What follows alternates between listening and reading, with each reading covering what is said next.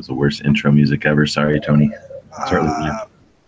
I didn't even hear anything. So, good morning, people. Welcome to another edition of the Daily Gun Early Watch Show. The early gun. No, wait, late night. Well, it's early watch.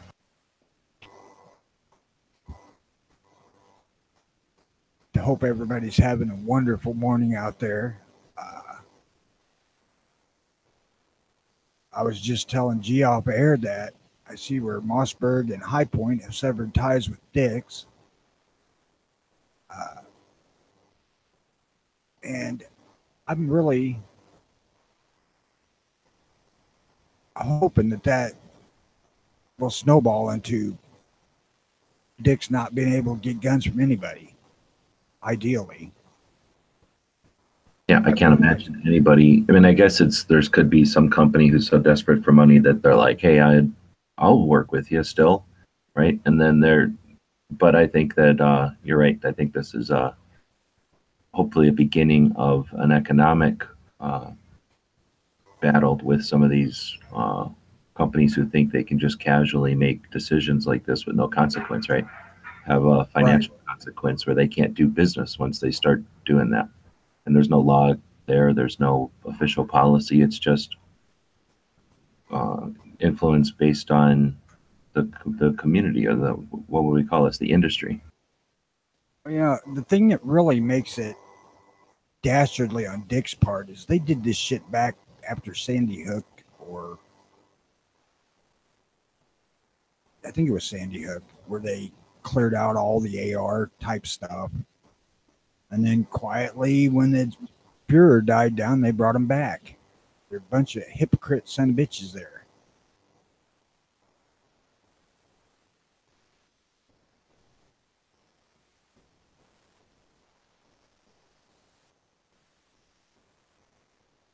And, I think that part of it irks me more than the fact that they just don't want to sell ARs anymore. I mean, you're private business. You can sell what the fuck you want. I don't care. But to be blatantly hypocritical like that, just this, I don't know, sway public opinion of yourself, that just fucking frosts me.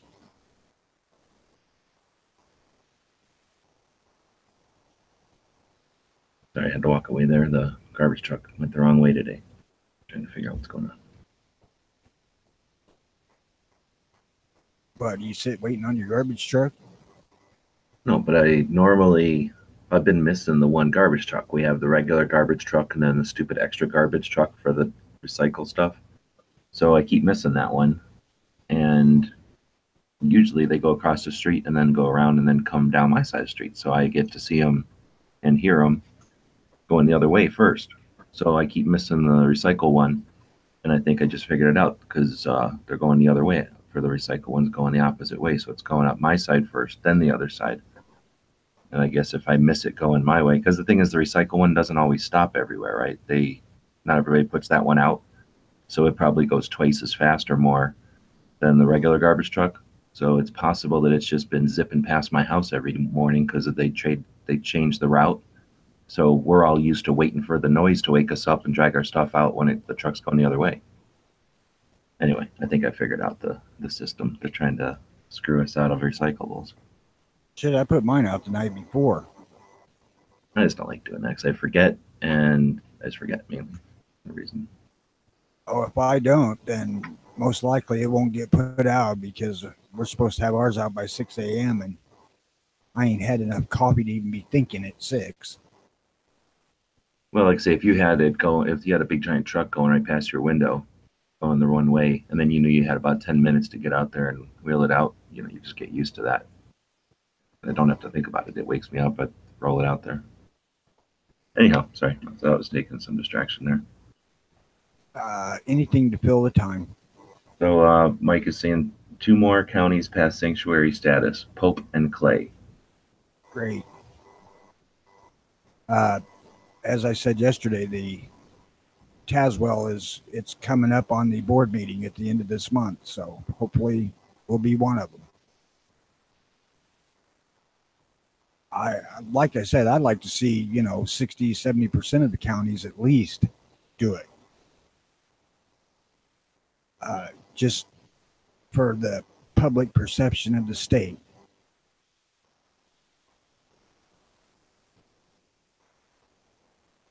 I mean, it isn't like Illinois counties and areas and whatnot are not uh,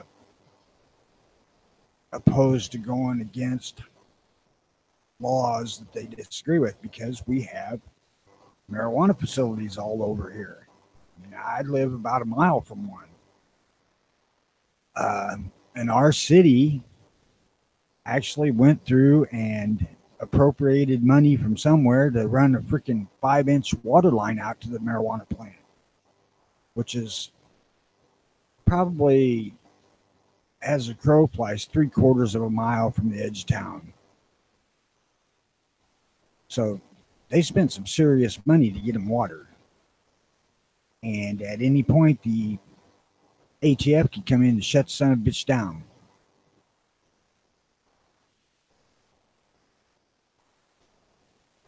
So, as far as us being willing to overlook laws that we disagree with, that's not an issue in Illinois. We will.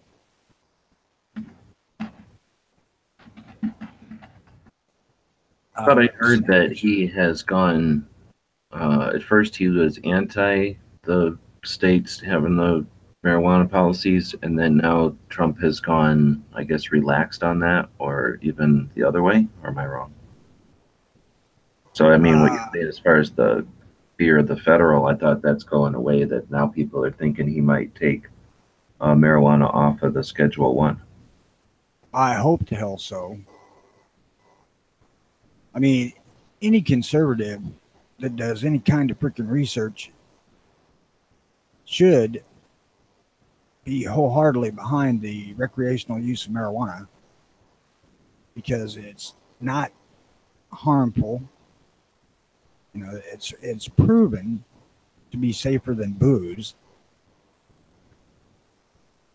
and it's a fantastic tax revenue that comes into play without actually raising taxes. So they get money without actually raising taxes,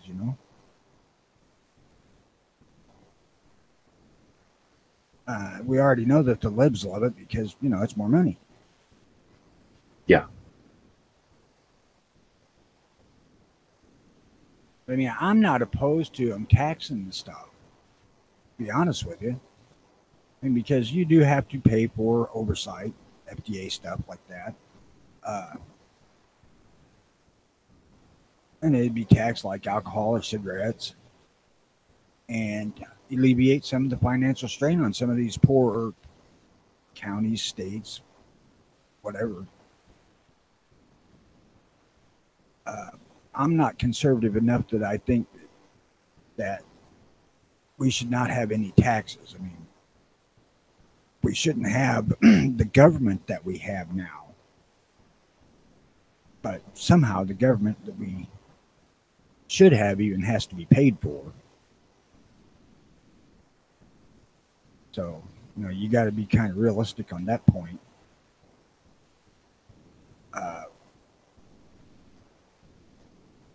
If it weren't for my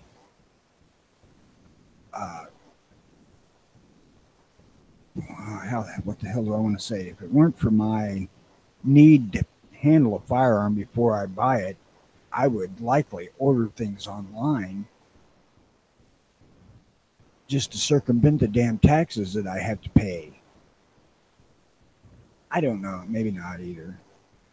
Because I do have a good relationship with the gun shop, but I can understand people doing that.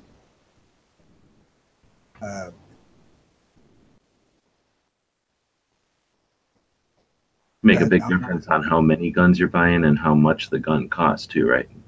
$3,000 shotgun or something, or like a really expensive race gun or something. Just an investment piece that you're investing, turning cash into a investment. That could take a bigger hit on taxes, right? Giant hit on taxes. taxes at my local gun shop would be like $85 on 1,000. It's 8.5%.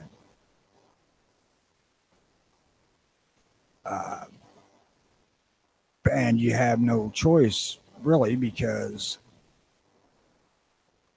there's no gun shops in the rural areas where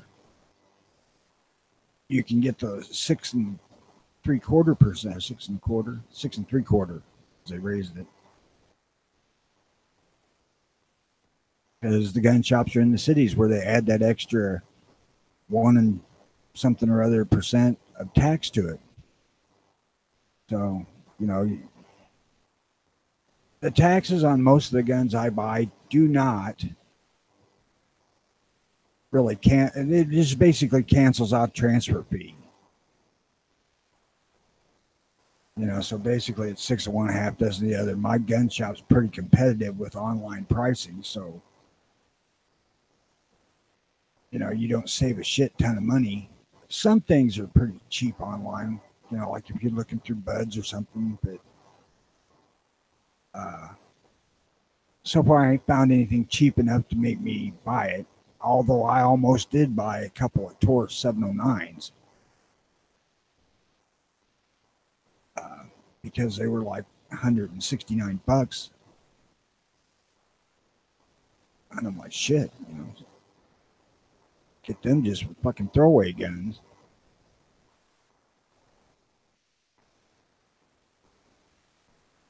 But I'm one that I need to handle the gun before I buy it in most cases.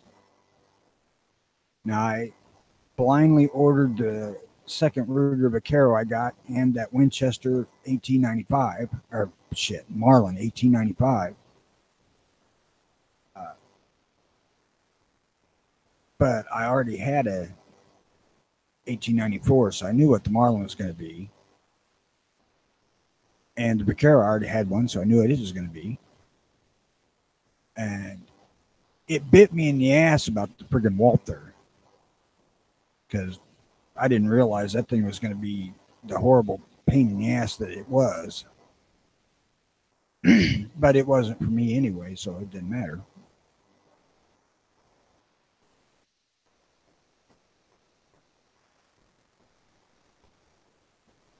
Morning, Clay, Jelsma, whoever else is out there, Midmo, Pants,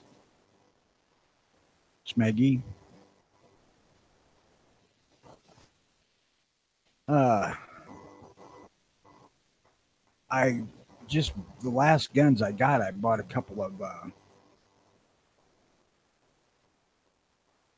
what the fuck are these things? Heritage Armed Rough Riders. And I just got them on a whim. They had them there, and I bought them. And ideally, I was going to give one to my dad because he had mentioned that he'd like to get a little 22 revolver just to play with. He's had a couple of strokes since then, and I don't think I'm going to give him one. There's too many issues. I've got a brother who's a convicted felon that is in Dad's house a lot.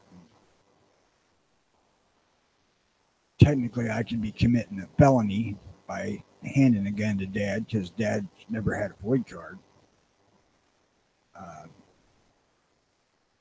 Just to hold it in his own house, you have to have a FOID card? To acquire it, you have to have a FOID card. Ugh. For me to transfer it to him, I'm supposed to check his FOID card. Now, I've done this with my grandchildren, but they're of an age where they don't require it. And their parents have FOID cards, so that's not a big deal. But I'm not concerned about Dad having a FOID card. I don't give a shit about that.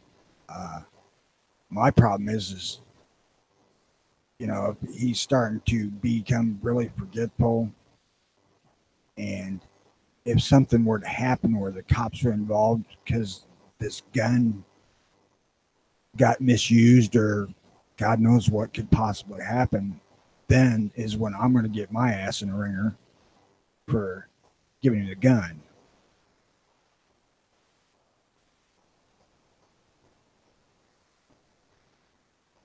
So I actually bought 2 of these things, and I was going to give Dad one. I thought,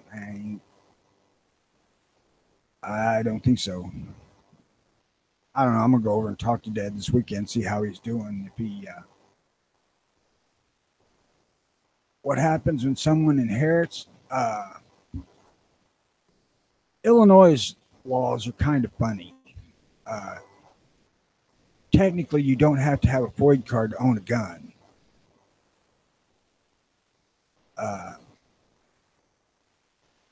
You can have them in your home, but you can't take them anywhere. You can't buy ammunition, all that kind of crap. And used to be you didn't have to. Private transfers were fine, but now they want you to call state police and check the validity of the FOID card, which I say, fuck you, I ain't doing that.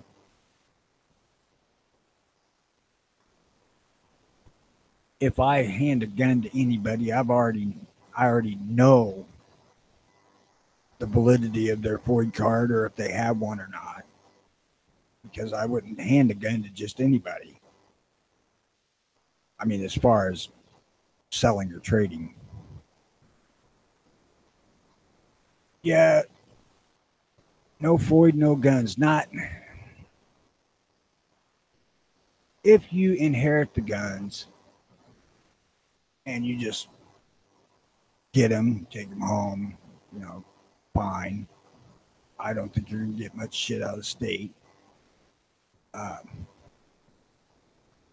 But yeah, they want everybody of age. And see, that's it. I think 16 is the age because you have to have a freaking ID or driver's license to get the damn thing.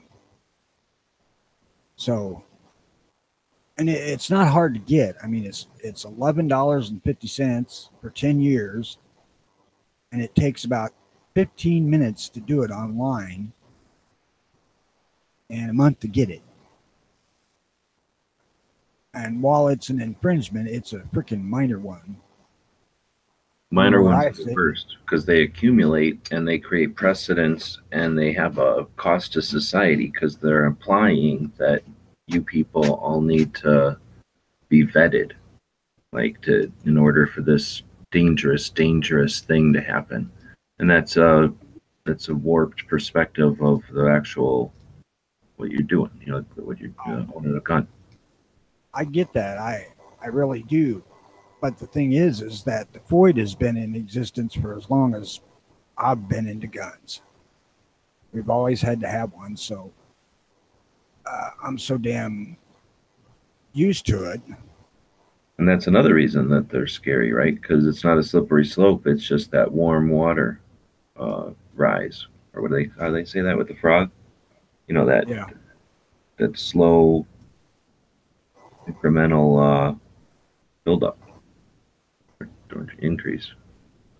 But anyway, the other part of it is that they're keeping a database of everybody and that they're wasting the time in the bureaucracy, because that's the other thing is even if it's not an infringement, even if the infringement is so slight and even if it's so reasonable and it is so whatever, then it should be just, if any factor of government, it should be useful, it should be necessary, right? It should be productive. So is there any study done or any kind of way to justify that this card makes Illinois any safer? No, absolutely more not. Difficult for crime, you know what I mean? Like that this time and money, and there's got to be at least a few people who are in charge of this thing, and then a couple of people who follow through and take care of the day-to-day. Somebody's tasked with buying the printer, and then somebody's printing these things. And that's a massive cost. I mean, somebody's a janitor washing their bathrooms. There's infrastructure and bureaucracy there that are also a cost. One of the reasons this thing shouldn't exist. Same with NICS, but the only thing that made this thing even palatable in the early on stages is back in the day when you needed several forms of ID.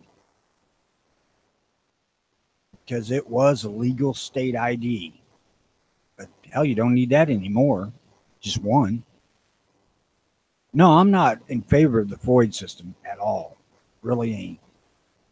But it's not something that I'm going to rise up against today. I'll bitch about it, but it isn't one of the primary things I'm concerned about. When you go to a shop with a FOID, firearms owner identification, then do you or do they run that card against some machine, against some phone number, against something? They do exactly what everybody else does. They run 4473, but they run it through our state police.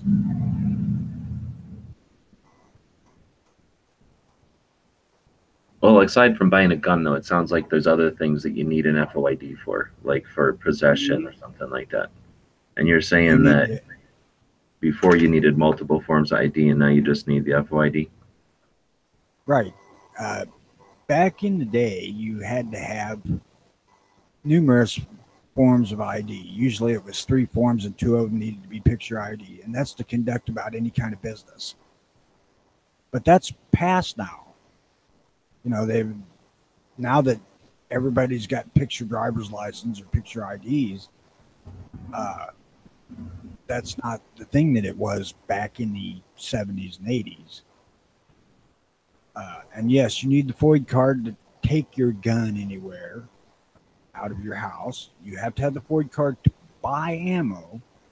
They don't run the card, but you have to show it to them. Okay, so that's all I was trying to find out, because then my other question would be, is there a picture on a FOID? Yes.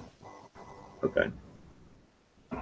Yes, our FOID card, our driver's license, and our concealed carry permit are all basically the same damn thing. They come out of the same place. See, once I got my concealed carry permit, I don't have to carry my FOID anymore. But I still do. I mean, there's what the fuck, just another thing. But the concealed carry permit number is the same as my FOID number. So, you know, I can buy ammo and shit with it. But you can come to Illinois and show your damn driver's license and buy ammo. Can't do that. I guess what I was going to say is that if my concern is if they make one government ID that then, you know, overrides or whatever, or at least is a alternative to check an actual ID, if that was an issue, then it can be plagiarized, or not plagiarized, but what's the word? Forged. Well, it could be, and that's part of the reason why they want you to call in on private sales.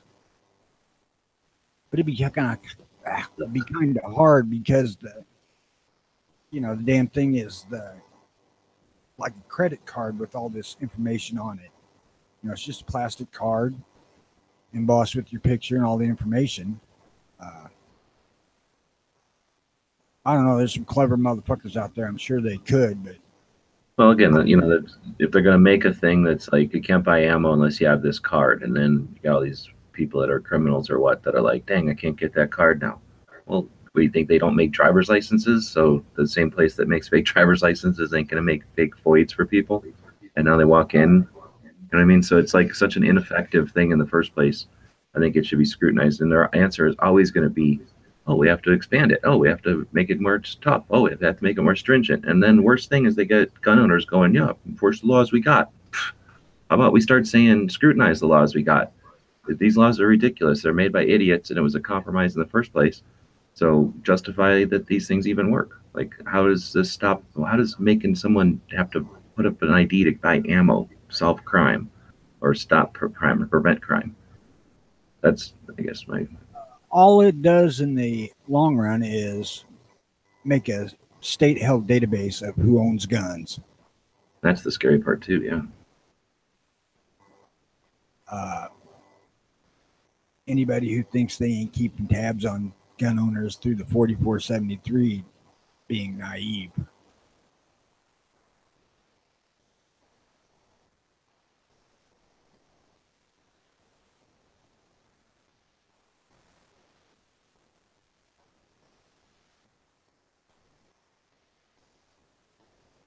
Trust me, I'd like to see the FOID system go because I would really like to see Illinois become constitutional carry, but we got a long fucking road to go for that one.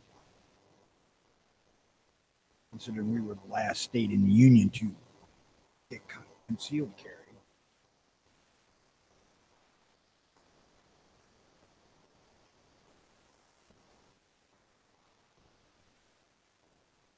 Although I think it's a little bit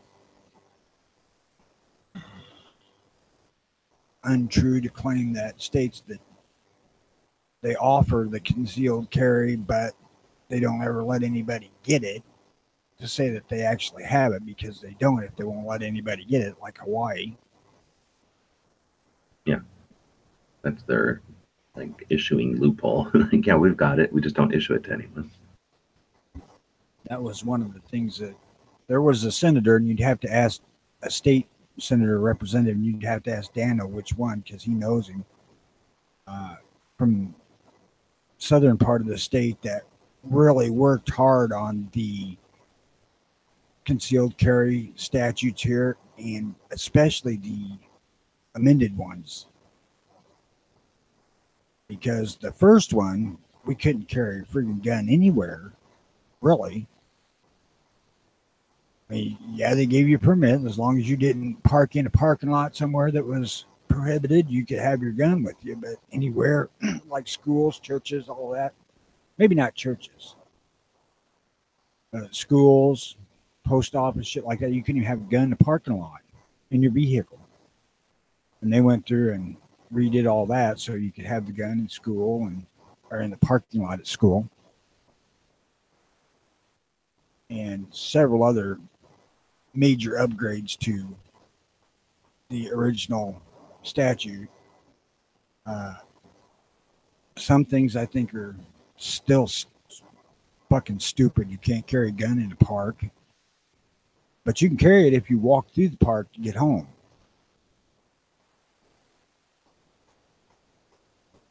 Or if there's a footpath on the park, you're allowed to carry and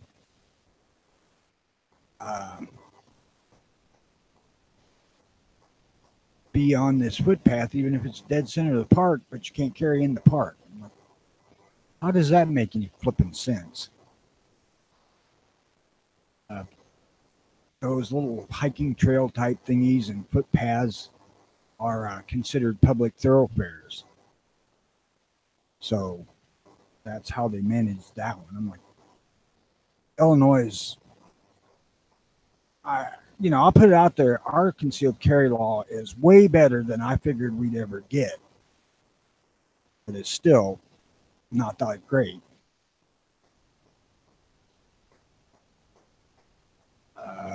We can, even though the federal government says you can't, we can carry a gun into the parking areas of a post office. The only place we cannot have a gun is something under the Nuclear Regulatory Commission.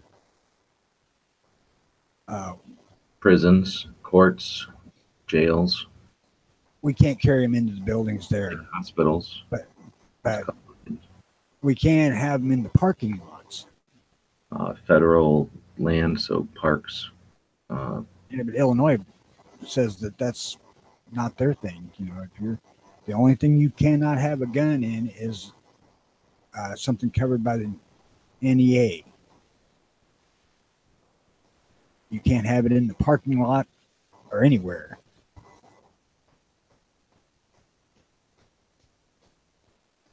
Which is not really going to ever affect me because I don't go to nuclear power plants. Although I have went to Clinton down here, fished at the lake, which is a nuclear power plant cooling. That's what the lake's for. That way the fish is cooked right away when you get it? Yeah. Automatically microwaved? Yep. I haven't been down that son bitch for 25 years. Thought we'd take some minute and go through the front page of Gun Channels, get some of the news that's happened since yesterday. We got this show. We always link to it, of course, when we're live. We got the people watching over here on the Early Watch channel. Potatoes had a show last night after the Daily Gun Show. Clover just posted this one. I guess they're talking about the Tavor 7, the 308 Tavor. Did a video at the NRA. We had the Daily Gun Show last night, if you want to watch that. Matt had a show last night, and they did the fast food bracket. So if anybody wants to vote on their favorite fast food place, looks like Wendy's is winning right now. If you remember Gun Channels, just click on this, and it'll take you to where you can vote. I've already voted, so it's not asking me. Slim posted another review. He's got some good quality video there, and I'm digging this thing. It took me a minute to look at that, but that's kind of neat. That's a pretty big, kind of like a plaque or maybe a coaster or something. Kind of cool. I want to throw out there that y'all who live in areas where there's a Waffle House, if you don't go there and try their damn double cheeseburger with sauteed onions, you're doing yourself a friggin' disservice. Yeah, we didn't have Waffle House on there because it was more like drive-through places or what. But yeah, you're a big fan of the Waffle House. You don't have them in Illinois? Nope, not here where I'm at. I think there may be one in Chicago and the Quad Cities, and kind of a truck stop type or a highway type of thing too. Like it might be more of like where the highways are going across the state or something. Can't use Waffle House, and I would use Culver's. Culver's is a regional thing here, but goddamn, they make a good hamburger and great French fries. We got them down here now. I don't remember their French fries because they had the little wads of cheese that you get instead, like fried cheese wads instead of fries. And then their deal was, we were talking about that a little bit yesterday because they weren't on the list, but they have custard instead of ice cream. So their steaks and stuff are a little bit different. They're a little smoother. They're definitely not Dairy Queen or that frozen yogurt or anything. They're more thick than that, but they're not ice cream either. So it's kind of interesting. You can go into a Culver's and get a sit-down meal of like a chopped steak with mashed potatoes and gravy, and that's the other part. Yeah, they have like actual sides, like real food, and they have like a milkshake of the day flavor, or maybe it's month or week or something. But it's like you'd go there and they'd have all kinds of flavors for the milkshakes and stuff. But then they always had like a unique one for like a temporary one. I gotta go mute while the machine comes in front of the house. I don't delve into the milkshakes anymore because I'm diabetic, and that's just too much of a problem on blood sugar. But if me and the old lady want to run out and get something to eat here and we're in a hurry, we'll go to Culver's 9 out of 10 times and just get a double cheeseburger and fries, whatever drink, Pepsi, sweet tea, whatever that she wants to drink. And God damn, their French fries are about 12,000 fucking degrees. Damn it. What are you talking about? Culver's French fries. Oh, that damn robot. So we got a robot garbage truck. Comes around, has big robot arm, grabs your garbage, throws it in its mouth, drops your garbage can down, and the guy drives to the next one, right? I think they drive. I don't know if the human being does anything in there or not. But here's the thing. It picked up my garbage can and then kept driving.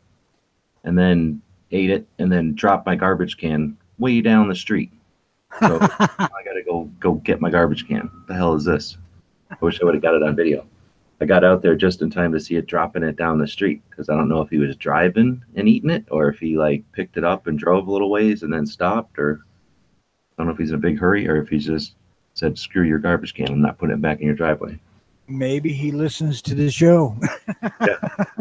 Like an anti-gunner, and he's like, this'll slowly piss him off to the point where he quits worrying about this stuff.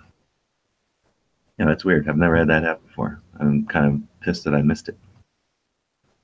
My garbage service is Monday morning. They say they want the trash out there by 6. So we can put it out there Sunday afternoon or Sunday evening, which is what I usually do. And we don't really generate that much trash. I mean, to be honest with you, a couple of bags a week. when it's just me and the old lady. So basically, what we end up doing is we put it out every 2 or 3 weeks, and we'll have half a dozen bags. But it's always like when you have a bunch of it, that's when you end up missing it or whatever, and then you got to sit there with a bunch of garbage for a week. Anyway, that's garbage. So Sandhills asked earlier if he should post the video. It looks like he had to do some driving, so he did a bit of a chat while he was driving. I think that could be pretty interesting for the people that are doing long chats. And on the other side of that, people that are doing driving and listening to these things as podcasts or the audio from them could be pretty interesting. I think that way too, because then you end up getting, multiple hours worth of conversation that way. Clover had his chat. I am glad as all hell that we dropped the freaking 6-hour format of this thing, because that was tough. You don't like filming 6 hours? Or filling 6 hours? No. So Clover had an interesting chat talking about how firearms in the house affect kids, and it was kind of interesting. And then Knives had a chat going. Ghost posted a video interview with Pronto. Kind of an interesting video. They ended up talking about PTSD. I noticed that Wild West Guns joined gun channels. They're pretty cool. They do. I'm sure you guys have talked about them. I know Ponnery knows them. They do those guide guns, those Alaskan guide guns, the lever action 4570s and bigger that break down into 2 pieces. You know what I'm talking about? I'm familiar, yes. Oh, dang, I figured you guys would be all into those things. I've been a fan of those since I first saw them in like 2009 or something at an NRA show, actually. And they have a place in Vegas and then up in Alaska. And Dead Horse was saying they have a TV show also. So it's kind of cool that they signed up to gun channels. I don't know if you're watching. Huh? Go ahead. Oh, no, I was just going to go on to the next one here. Patriots asking why can't you carry because the ADA. If you're talking about the nuclear regulatory thing, that's just state law. Oh, that's federal law.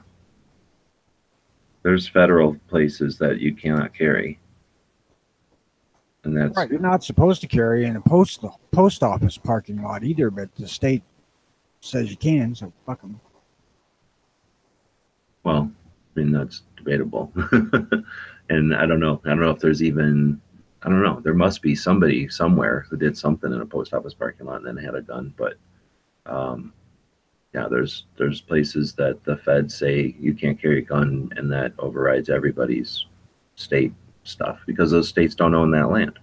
If we're talking like a federal prison or something, that's not state land, that's federal land.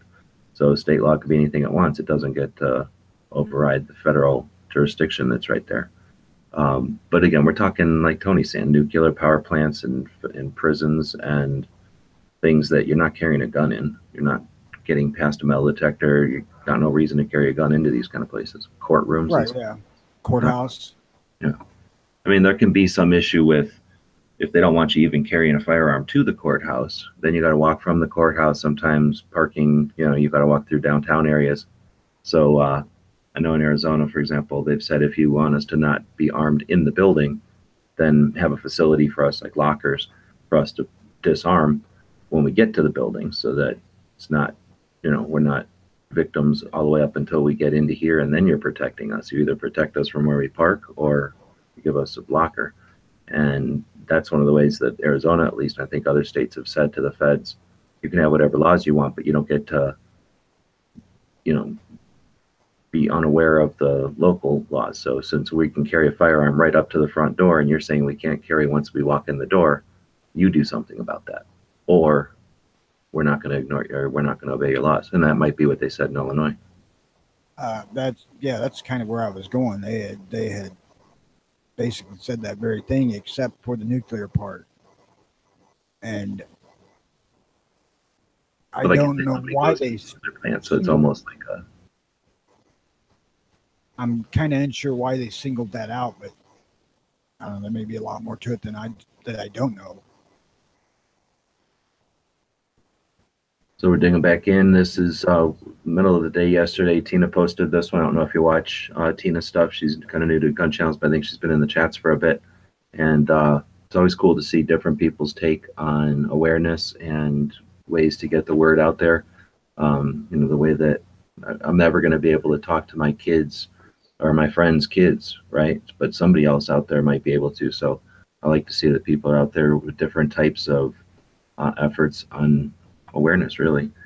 There's Sandhills asking if he should do the chat that he ended up doing later. Al posted that thing that we talked about in the show yesterday, and then we're back to yesterday. I was going to hit this thing. I guess it wasn't on the main page of Gun Channels. Over on Patreon, which is a funding platform that a lot of us use as also a way to communicate with our audiences or the people that are fans of our projects and things. You have different people over there who use that Patreon the same way to communicate with the people that are following them and whatever, supporting their projects. So Military Arms Channel just got back from National Rifle NRA's annual meetings, and he had posted this update, I guess, after the thing. I'm about 40 minutes into it, I guess, before we started the show today. And in that 40 minutes, he addressed some of the things like their results of the show and how the NRA reacted to it. He talked about with his insight to Pete Brownell's, the reasons for Pete leaving the NRA, at least in the position of president, and some of their, without getting into details, some of their kind of ideas for what they plan to do for the next year. And I don't know, Tony and I were kind of listening to the last couple of minutes there as I was setting up the last bit of the show. But if you're a Patreon of Military Arms Channel, sometimes on the Patreon stuff, you either not paying attention to the Patreon feeds, or because there's so many of them, sometimes that you just miss one. This is one that's worth watching, at least the first 40 minutes or so that I'm into it. It's a lot of insight as to what's happening with Military Arms Channel's projects. And well, I'm just getting into, it sounds like they're talking about a little bit of what's coming up and what's the year going to hold. To go back to Patriot and Midmo Gunner out there, if I mentioned the ADA, it was unintentional. I was not referring to the Americans with Disability Act. Yeah, I thought you were saying the nuclear NEA. NEA, Nuclear Energy Commission.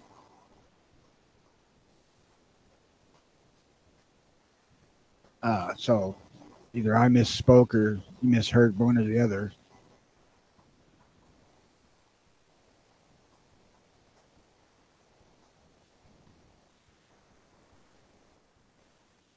I read that thing that Al posted yesterday.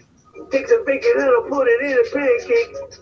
Bacon pancakes, that's what it's gonna make. Bacon pancakes. Okay, sorry. Okay, now I'm hungry. You can blame Patriot for that. He started it.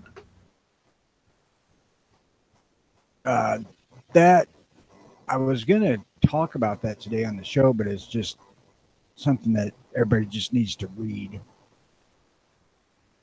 You're talking about the thing that Al posted yesterday, that explanation of the Second Amendment and why it was written? Is that what it was about? Yep. Yes. Well, I did not read it because I thought you were gonna do it today, so I'll go back and check it out. It's on, like we just said, the main page of Gun Channels there. I'll throw the link out here again. It's kind of hard to get through. Just because it's dry, or because it's old days words, or? It's very dry, yes. Yeah, have you read the Federalist Papers or any of them? At some point, yes, but not like recently at all. It would have been in school. It's dry like they are. Come on, damn it.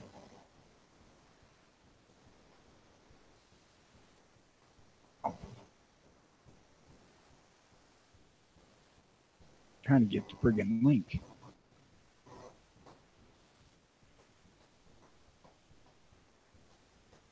I'll just put the link in the gun channels or the Early Watch chat, and people can look at it.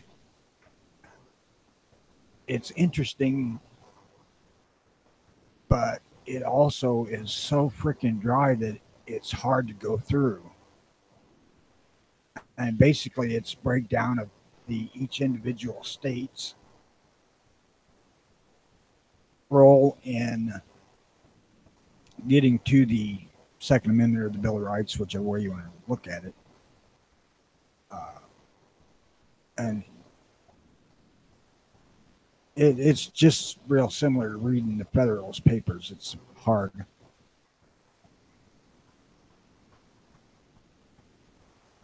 And then there's like these, I guess, quotes from the actual olden days stuff. We, the subscribers, being sensible of the expediency of putting the militia of this colony upon a more respectable footing and hoping to excite others by our example, have voluntarily, freely, and cordially entered into the following association, which we, each of us for ourselves respectively, solemnly promise and pledge our honors to each other and our country to perform. Yeah. A little interesting to try to figure out what they're saying when that's intermixed with, like you're saying, it's like they take the various states and they're the representatives from those states' positions on the Second Amendment, right? And then I guess how they all come together and agreed or compromised on what we ended up getting. Yes. Because I don't know if people here know it or not, but basically back in the day, it was a two-party system. Even then, it was Federalist and Anti-Federalist. There were people in charge of, or in favor of bigger government, centralized government, and people opposed to, which would be conservatives and liberals.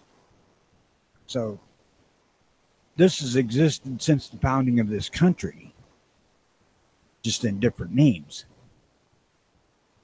I believe there's a shitload more honesty back in the day, but I have no proof of that.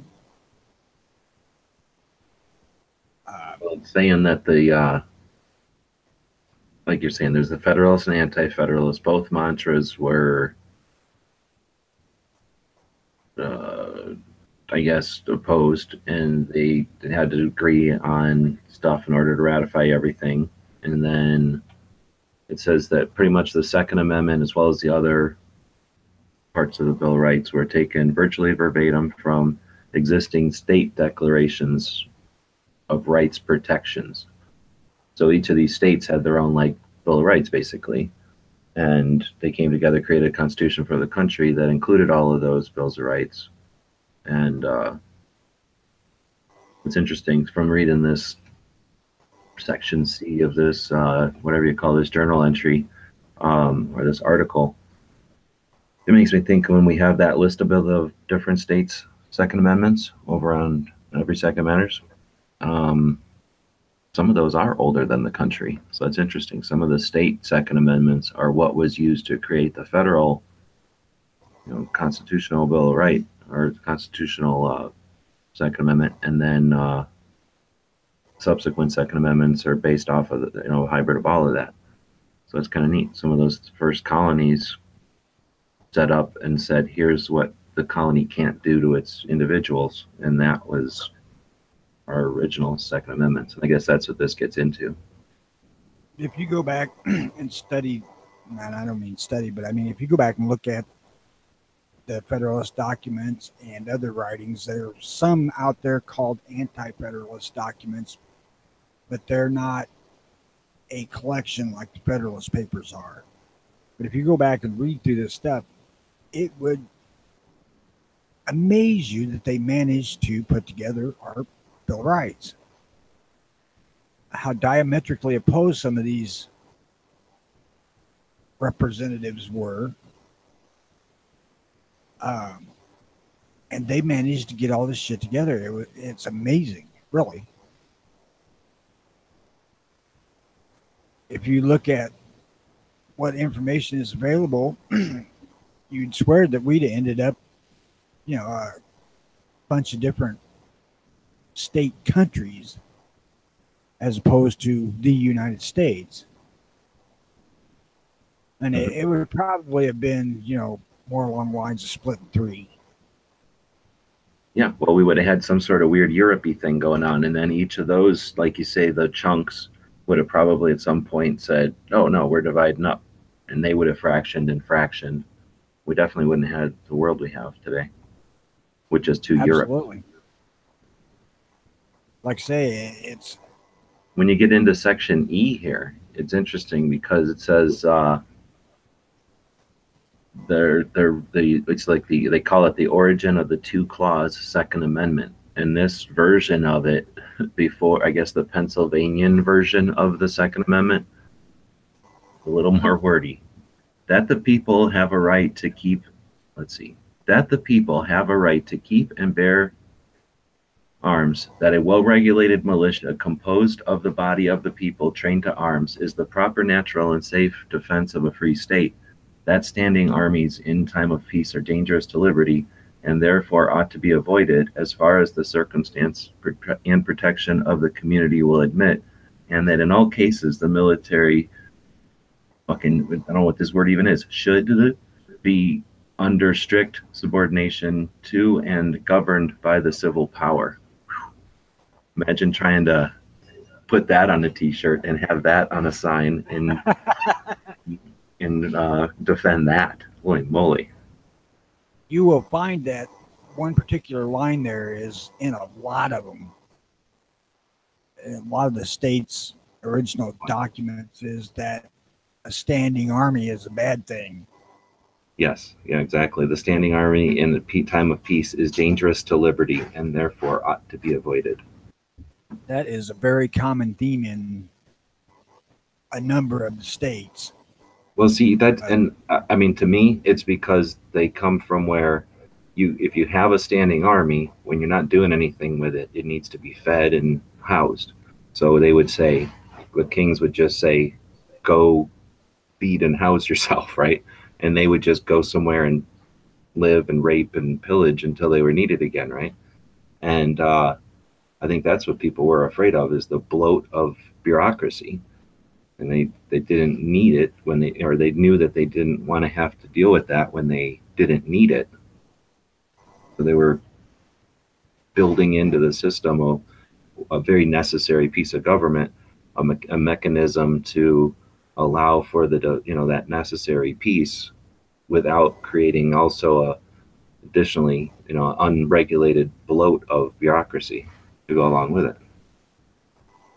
I actually never thought of that. I always thought they were afraid of a standing army trying to take over and, rule the country. Well, yeah, tyranny, exactly. I mean, you get that too. If you got somebody who's able to take you over, standing on you, is part of you but ain't you, then yeah, what are they going to do when they're not fighting somebody? They're going to get bored and start bossing everybody around, right? Yeah, but like I say, I had not thought about the quote unquote financial aspect. I think it was mostly financial for these guys. Most of them were businessmen. They were only doing the government thing in order to provide a foundation or a place to do their businesses freely without influence of some government who just wanted to constantly pick and take and waste time, take money so that they can create bureaucracy to waste time over here. That's going to cost you more money and then end up, I think that's what it was. A big portion. Yeah, I've said a couple of times, if our founding fathers came back, got out of the grave today, they would be digging up their guns. So here's another one. Let's see. I've been kind of skimming. This one says, it's much smaller. The right of the people to keep and bear arms shall not be infringed, a well-armed and well-regulated militia being the best security of a free country. Yeah, I don't know what the hell it'd be interesting. I do want to read this to see why they keep putting in well-regulated bullshit in here. But that certainly is frustrating now when all people don't want to bother with what they could have meant by that. Well, I think that their meaning of regulated was slightly different than ours.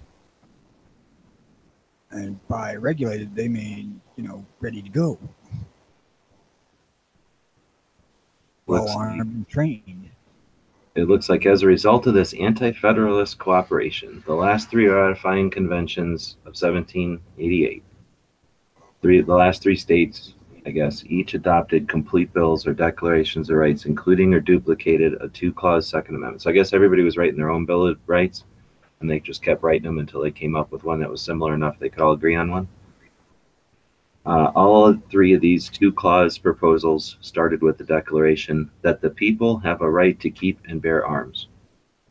In the Virginia and North Carolina versions, that was followed by a verbatim quote from the Virginia clause, blah, blah, blah, and then it was composed of the body of the people trained to arms. And then in New York, they had the right of the people to keep and bear arms, including the body of people capable of bearing arms. So their declaration was almost, the Second Amendment was almost, that the people have a right to keep and bear arms, including the body of the people capable of bearing arms. It would have been the dumbest Second Amendment ever.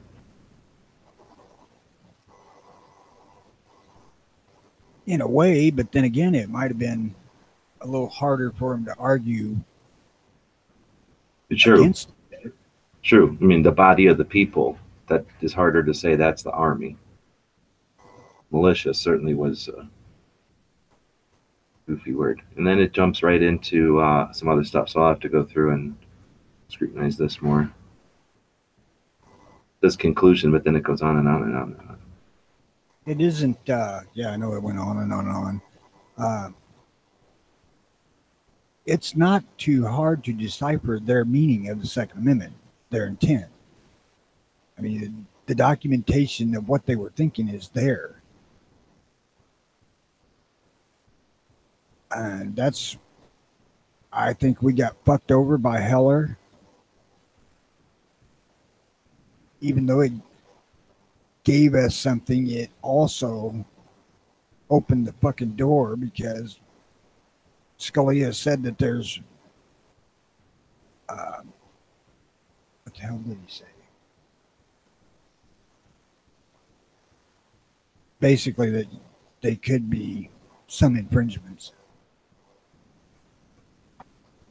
Well, yeah, that the states determine where. You have the right to do whatever, but the states have the right to determine where.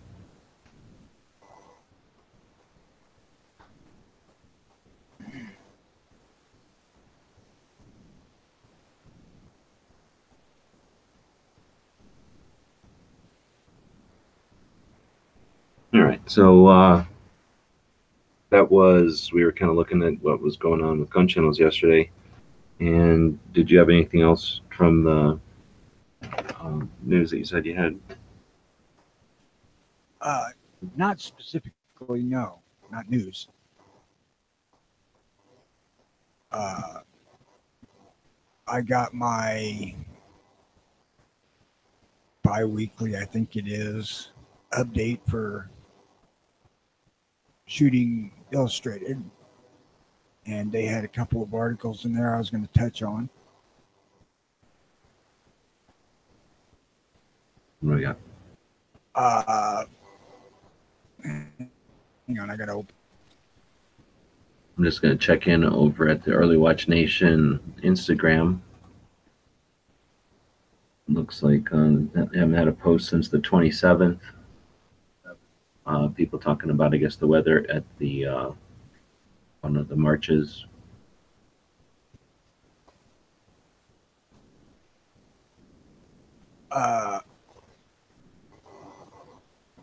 Basically, this was from the NRA show, 33 new concealed carry guns for 2018.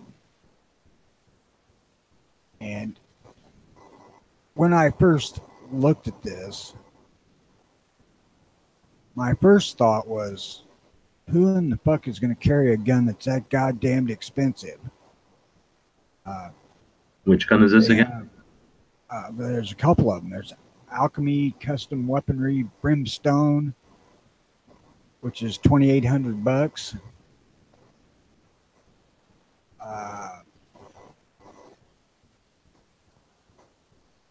And Cabot Guns Gentleman's Carry, which is $4,800. Then they have, a number of cheaper ones.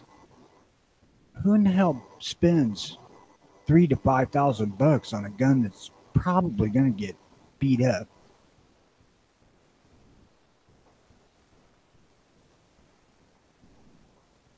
I don't get that. Of course, that could be because I'm poor.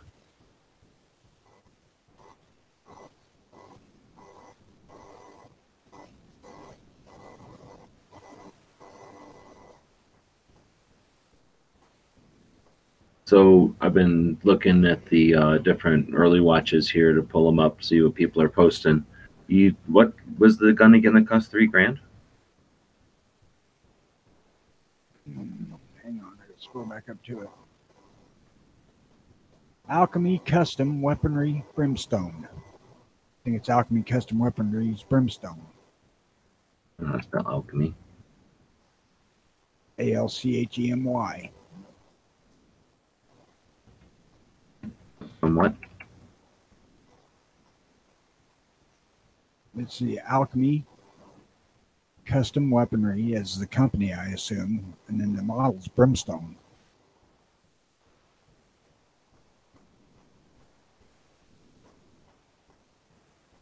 Yeah.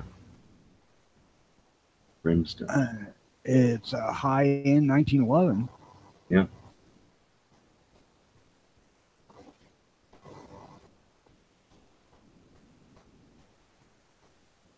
There was some guy cutting the check ring with his hand there. So I guess I would say obviously money is different to everybody, right? So $3,000 to somebody is going to be $30 to another guy, and it's going to be $300 to the next guy, and it's 30,000 to the next guy. So that guy. yeah, there's a price point or whatever. But I can understand. I think I have the only thing I can relate it to is a friend of mine that worked with for a while, and he eventually bought a really expensive pocket knife from somebody that was like $300. We were all giving him shit, and he said, "Look, I'm an adult. I carry a knife every day, and why should I carry around the cheapest thing I could possibly carry? I did that for most of my life. I got the money to buy this thing, and every time I pull out this knife, I'm carrying a knife that I'm happy about, and I like it. And that's what life's all about: is enjoying the things that that you enjoy. And if it's something that you're going to be carrying, and you got that interest in this company or whatever, I guess I can understand it.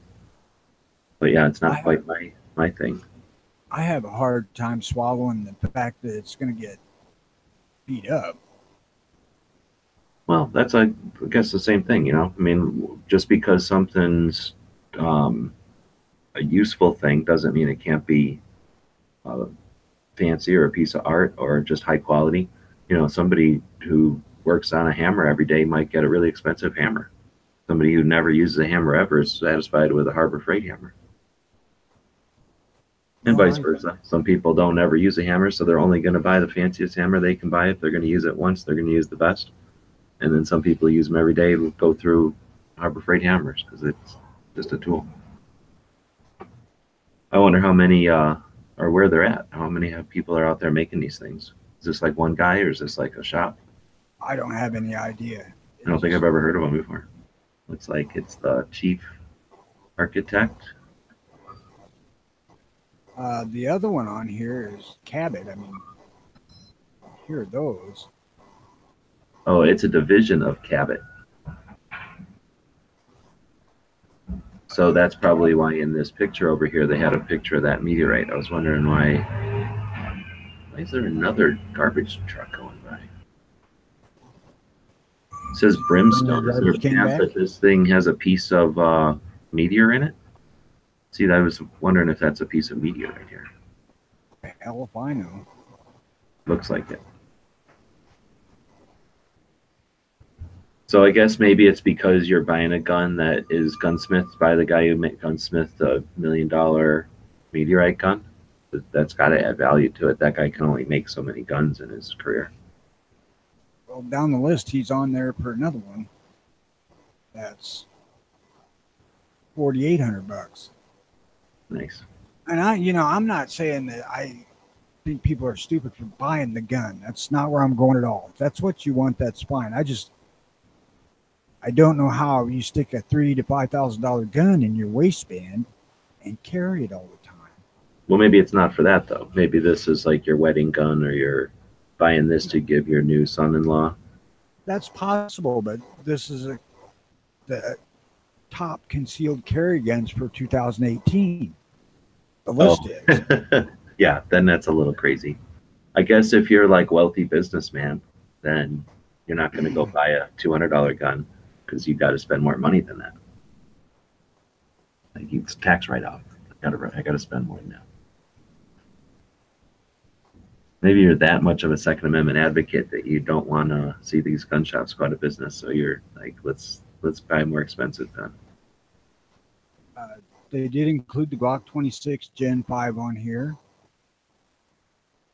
which is, I think, fine. A couple of Charter Arms, different guns, which is okay. I mean, these guns in particular, those two made freaking H&K look cheap. Yeah, makes H&K look like just the off-the-shelf brand or model. No shit. They do have a Honor Defense Captain America Honor Guard, which is a prettied up gun. But, it's $500 MSRP.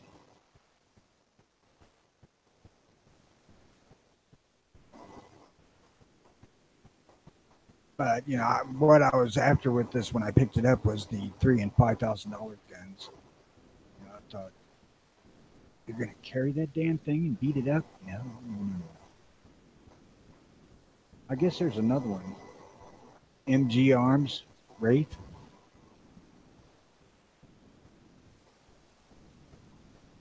I think it's Wraith.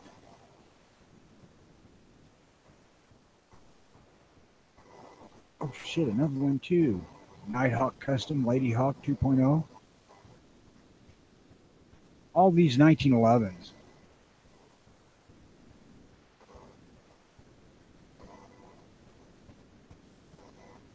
Rock River Arms.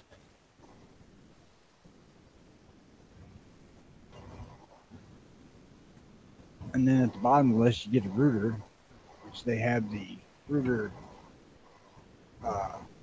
EC9S, which looks like a subcompact to me. Evidently, single stack subcompact, 7 rounds for $300. GP100, which is a fine gun, although I think it's a little big.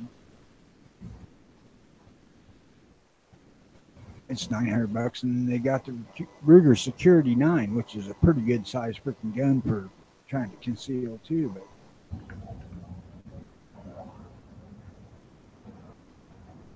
I guess it really ain't that much bigger than like a 19.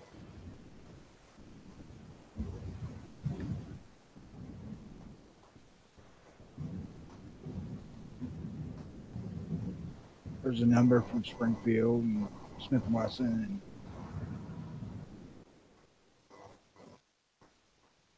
and a Taurus 1911 Commander.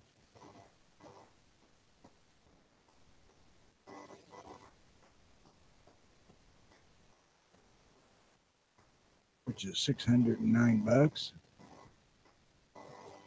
Okay, that's enough of that shit. I was only questioning the idea of carrying a $5,000 gun. So how about I look at it this way? Like I say, your daughter gets married and that guy's carrying around like, just some dumb gun. And then you got the funds to provide it. Wouldn't you want him carrying a decent gun? I mean, I don't know I if want her it's a carrying. $1,000 gun. Fuck him.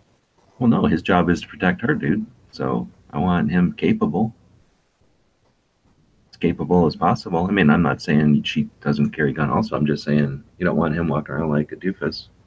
To answer your question, no, I wouldn't. I wouldn't spend that kind of money on a son-in-law, even if I had it. Well, I'm saying, I guess you're right. $3,000 is kind of dumb. They could do other things with that kind of money, but I mean, I'm just saying a decent gun, though. You know.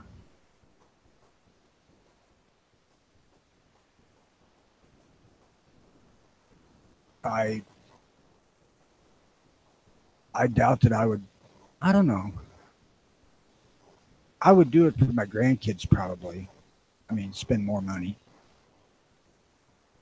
You know, provided they got old enough where they were wanting to concealed carry but couldn't afford anything. I would do that. But my son-in-laws and daughters, they're on their own.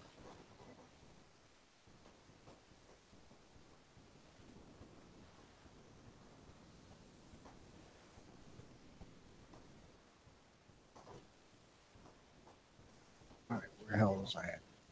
I had another one here, and I think we'll wrap up here in a few minutes, but I have two more that I want to get. 2 more guns or 2 more articles? Two more articles. And they show pictures of Oliver North being the president of the NRA, and they keep showing pictures of him back in the 80s.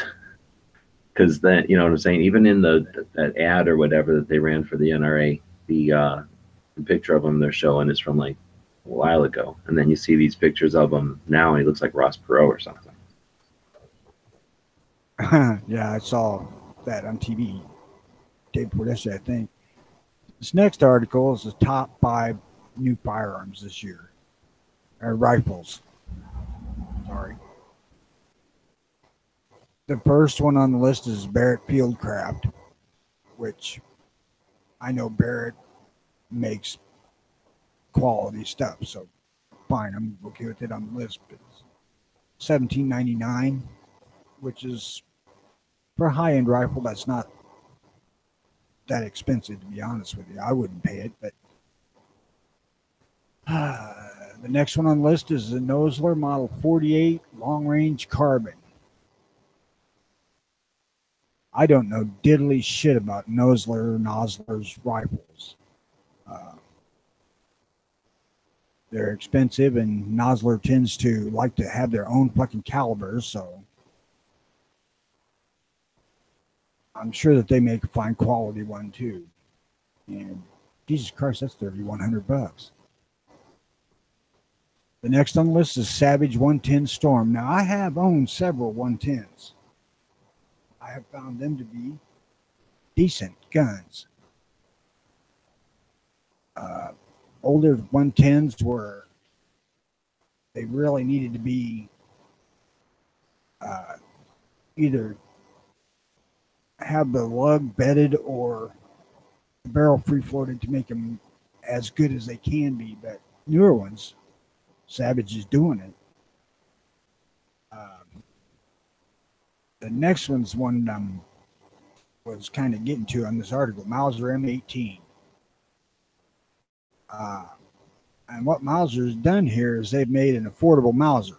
So if you look at new Mausers based on the 98, I think all that they were making was Magnum stuff, and they were expensive as all hell. You know, well over $1,000. And this thing they got here is, it's not the 98 action, and it loses one of the things that I like so much about the 98, which is the controlled feed. But it's $700 less price too.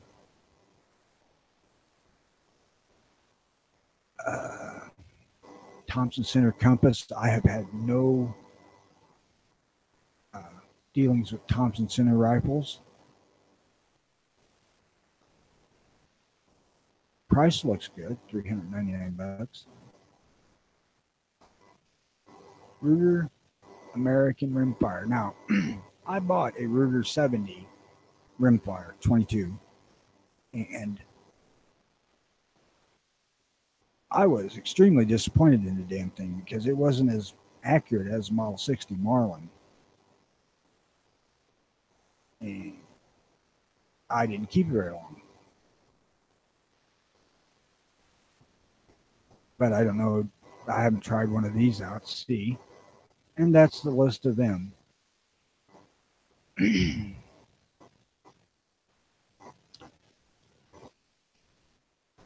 don't know why they're all bolt actions.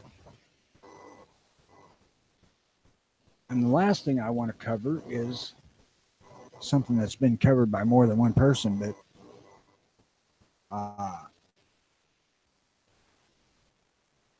the Henry Survival Rifle, the AR-7.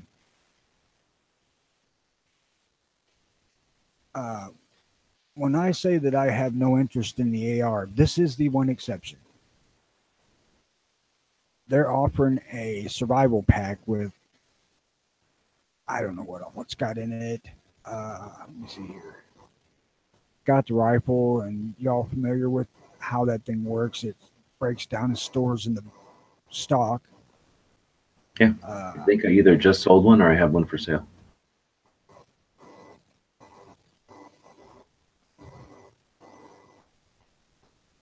This comes with water purifier straw, it looks like. Emergency 1,000-calorie food ration. Buck knife. Labeled Henry. So this is all in the stock with the stuff, or this? I don't think so. It comes with a bag, padded carry bag that all this stuff goes in with the gun in it. Oh, that's less appealing. I thought if they started cramming all that stuff in the stock, now we're talking. How they would. Dude, they got so much room in that stock. That's the reason I got rid of it. I don't remember if I sold it now or not. It used to just be sitting right here. I might have put it in the safe though. But I had mine for sale for the longest time. I bought it because it's cool or whatever, but then it's frustrating. That stock is like 90% dead air. So if they're going to incorporate all that stuff into the stock, that'd be cool.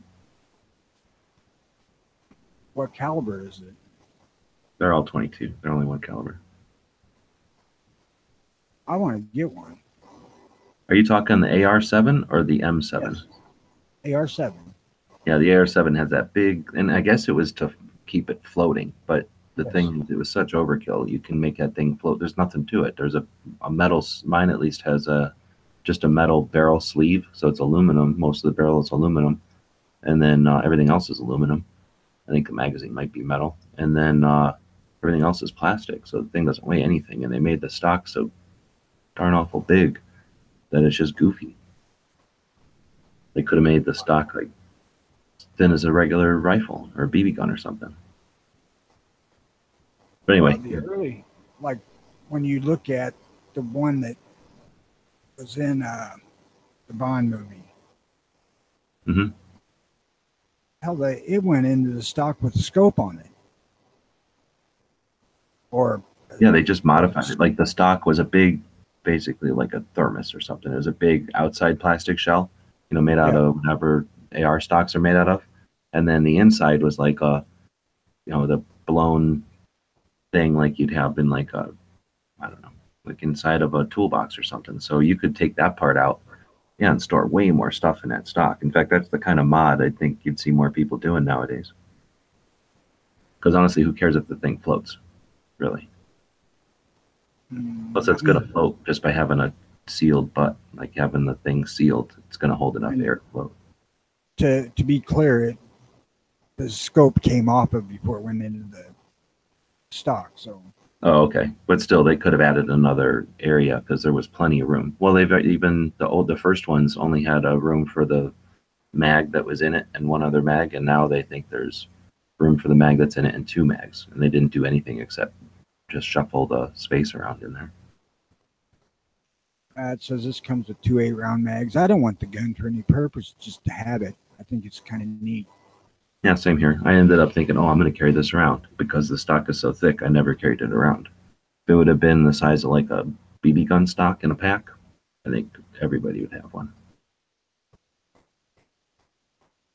I believe I've shot one before, but it's been so long I can't remember for sure. Well, that's the other problem. It's a little peep in the back and a blade up front, and they're no fun to shoot. They're just not that fun to shoot. The stock is big and goofy, so it makes it like shooting the most awkward, maybe like California compliant, weird stock type of gun, because your hand is way over here and the trigger is way over there.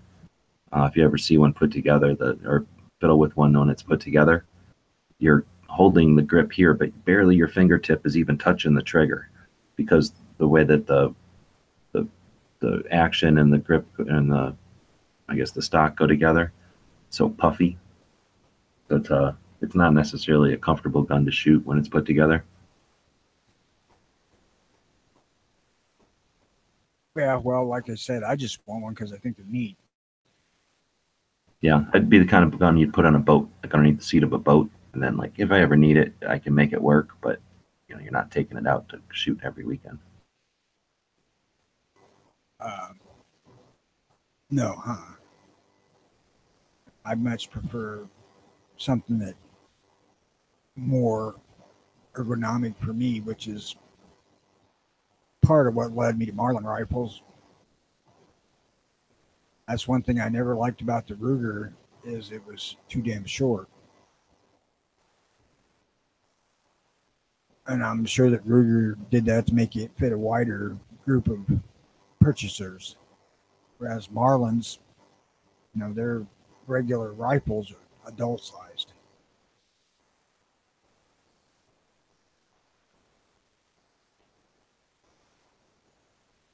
I may run up a gun store this afternoon and see if they got one of them damn things. Get it used for sure. Get quite a bit cheaper used, I would think.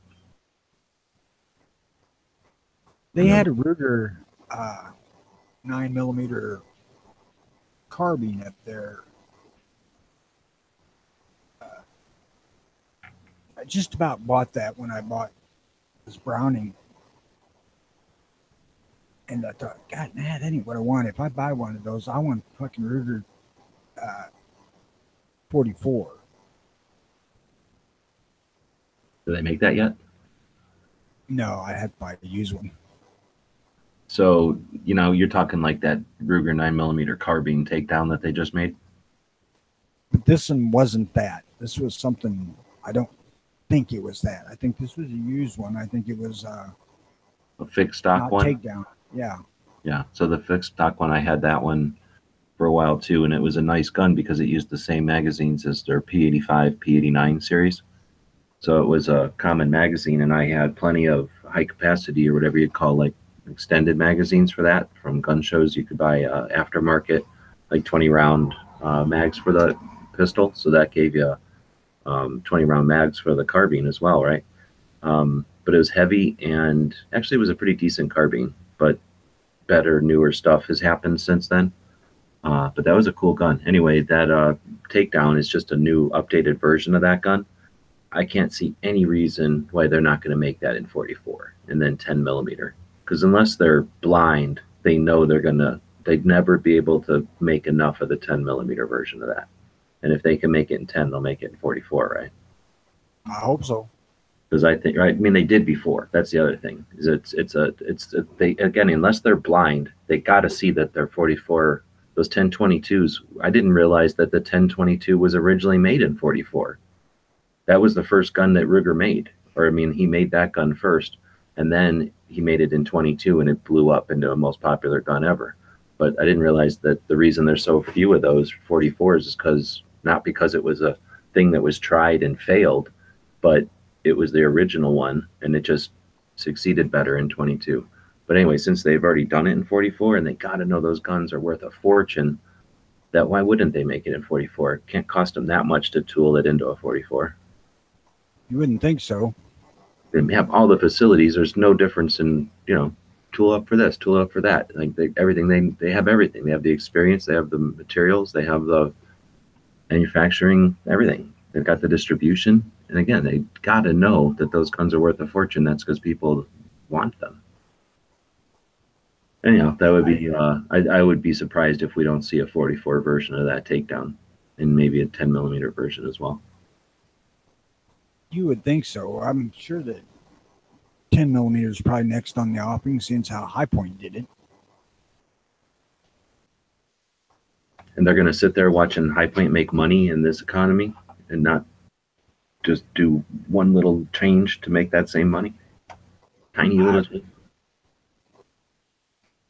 I do not know.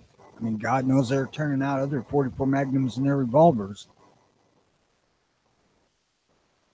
I'm literally surprised that they made the Vaquero in 44 Magnum, because there's really very little reason to do so. But again, I think it's also a cost so little to do it, then why not at least try it, right? If it doesn't work, then big deal. You've got some engineering and some setup for something that you might need in the future, but you might not. But if it works, didn't cost you that much at all to ramp that up. Well, no, they didn't have to change much. I mean, just the bore of the cylinders, because they were making 4440 anyway. Well, I mean, there's more to it than that. You got to create new pictures and put a new catalog and add a new item number and run it through everybody from the distributors out to the final end. But I don't think they did. That's the thing. They don't always do that whole thing. They make them up. They see if, they test the water, maybe send them out to Talo or somebody and see if they are going to fly. And then if they don't bother with all the rest of that stuff. They don't list 44 Magnum in their Vaquero manual at all.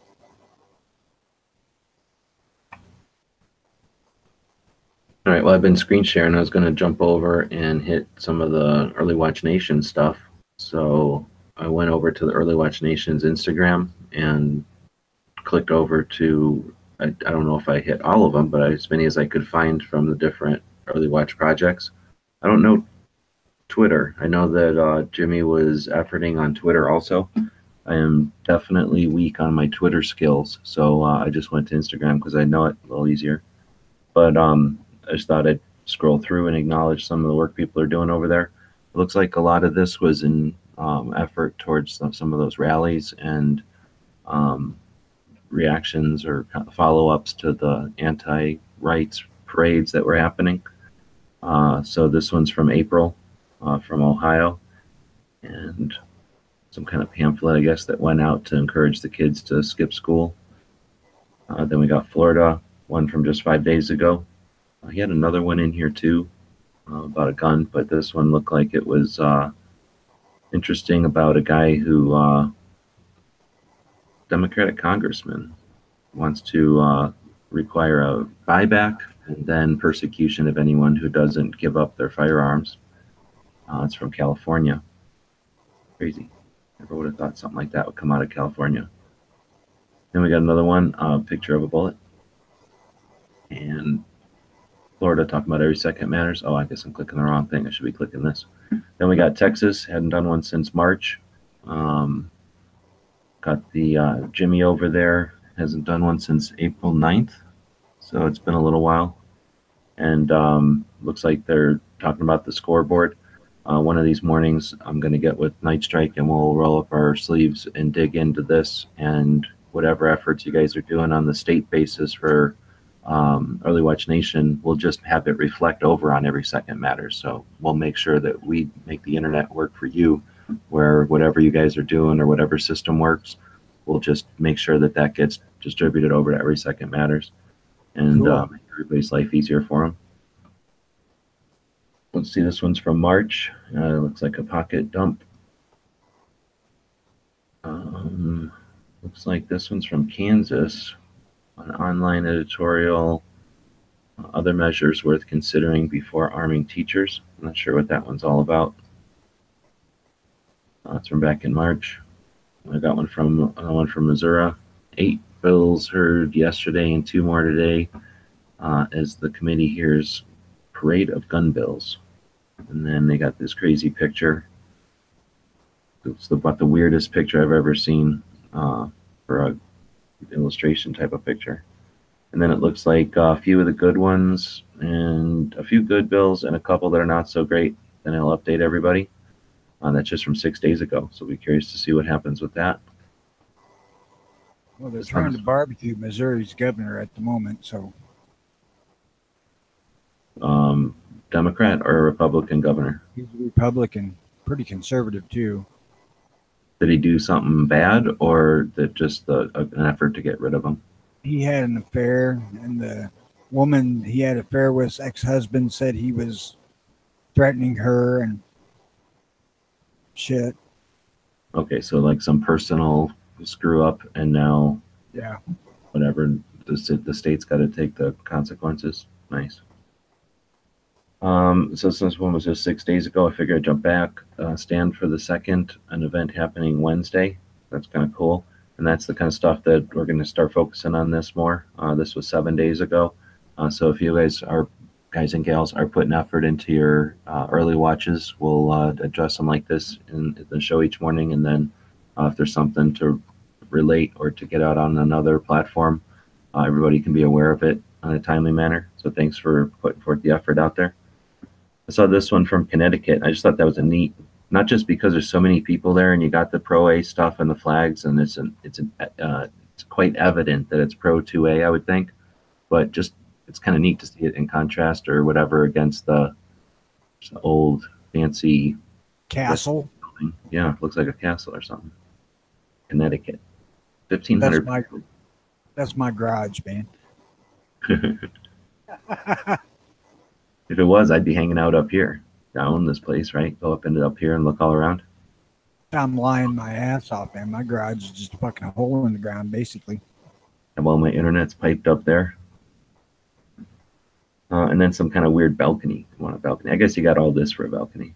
All right, well, so anyway, this kind of inspirational. It's kind of neat to see 1,500 people showing up. Unfortunately, that's because they're getting their necks stepped on by the jackboot of tyranny. But that's what happens. People react. Our goal is to get people out there when we're not getting stepped on, just to remind people, don't even bother stepping on this snake.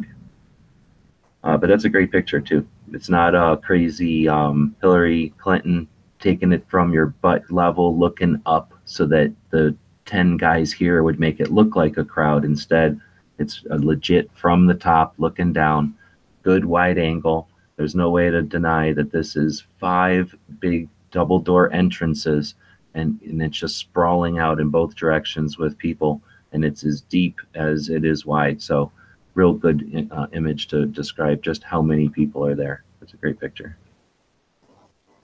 Were we just talking about this? He looks like Perot, doesn't he? Yes, he does.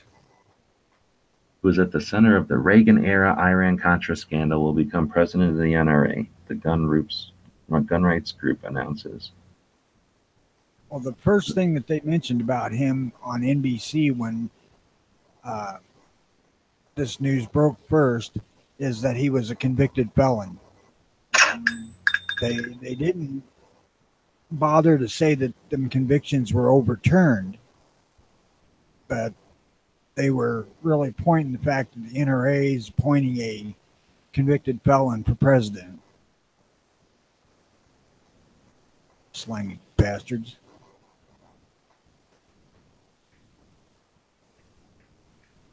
No, because again, it's all about, well, the tactic has been successful in the past to when you own the ability to disseminate information, or at least a big portion of it. You know, when there was only 3 networks, there was only a few newspapers, 1 or 2 newspapers per big town.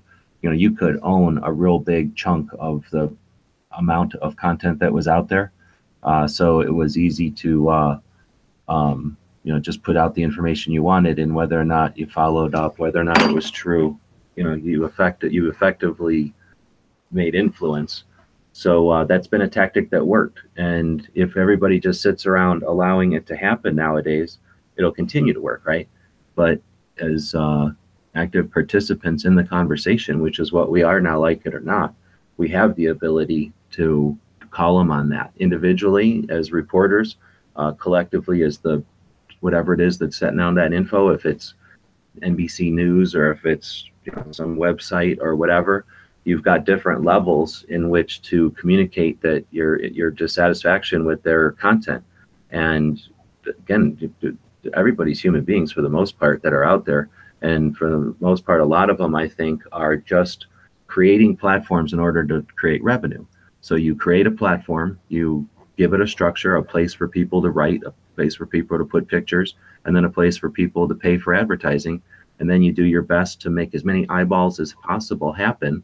And you do that by putting crazy stuff on the content side, and you get somebody to pay for all that to happen with the advertisement. So if you get in there and think of it like a machine, how do you affect that machine?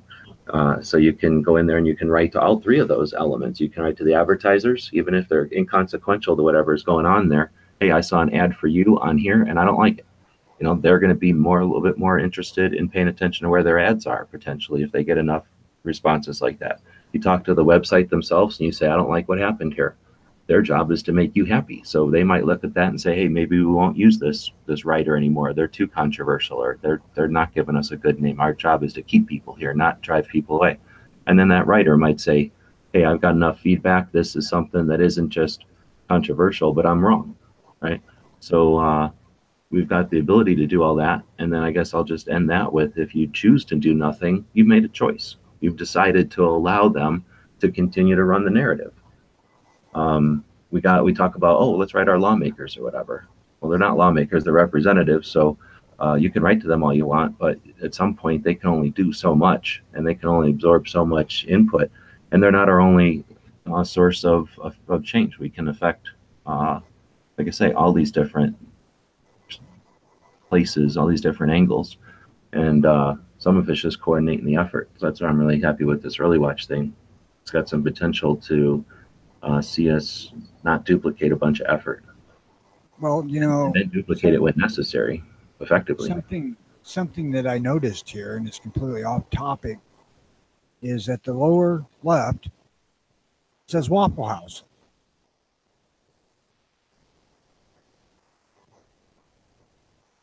Wait, the lower left. Oh yeah, Yeah. there was another Waffle House. So how is that? Let's see, if I close out of this, there we go.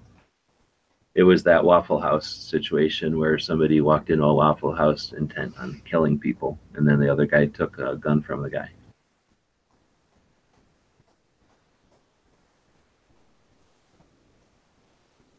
So this was Wisconsin, and this one was 2 days ago. They did one about Dick's. You talked about that a little bit earlier, right?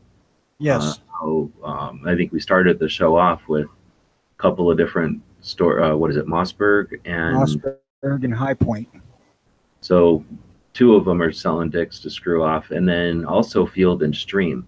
But I'd like to think that if they got consequences for this little outburst, number one, who cares if that store goes away? Because it's just a redundant store, really. I don't know what it's doing that's so special, other than causing controversy.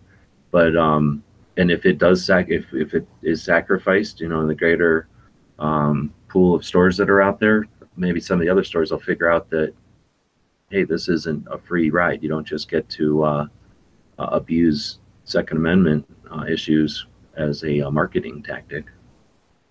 That's all this was, right? Let's placate to the idiots who think that guns are the problem.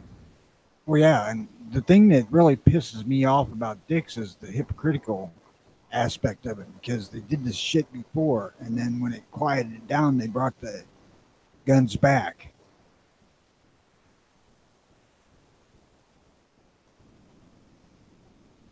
It looks like they also started paying for anti-gun lobbyists. So not only are they pulling firearms off the shelf indiscriminately, depending on what they decide is a violent one or an inappropriate one, while deciding it's totally okay for them to continue to make money on the other firearms, they're also using that money they're making to pay for lobbyists to be anti-gun. So there you go, Dick's. Fuck Dick's. Angelina has a decal that says fuck Dick's. Yes. Buy that off her. She's on a road trip right now. She'll probably like that. Let's see. On this day in 1789, Washington took the oath as the first president of the United States. The oath was administered on the second floor balcony above a crowd assembled in the streets to witness this historic event. Washington members of Congress then retired to the Senate chamber, where Washington delivered the first inaugural address to a joint session of Congress. I didn't know that. And that must have been on the 30th.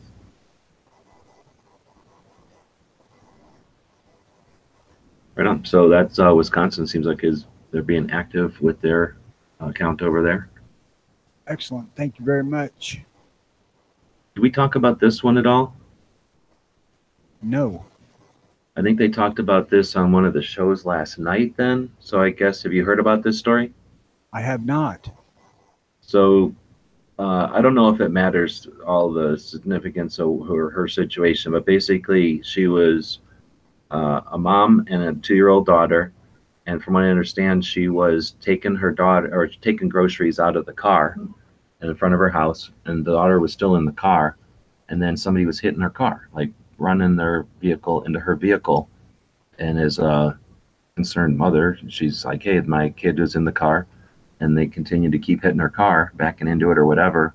So the mom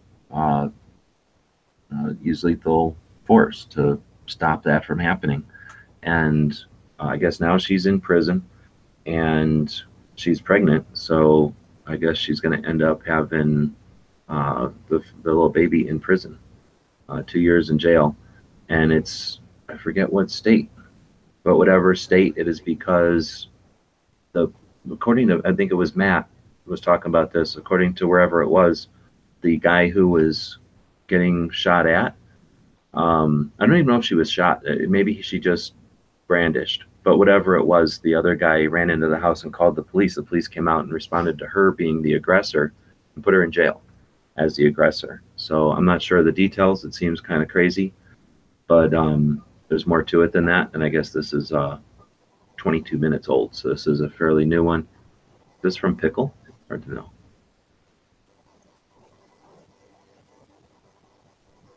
This one's from 15 hours ago.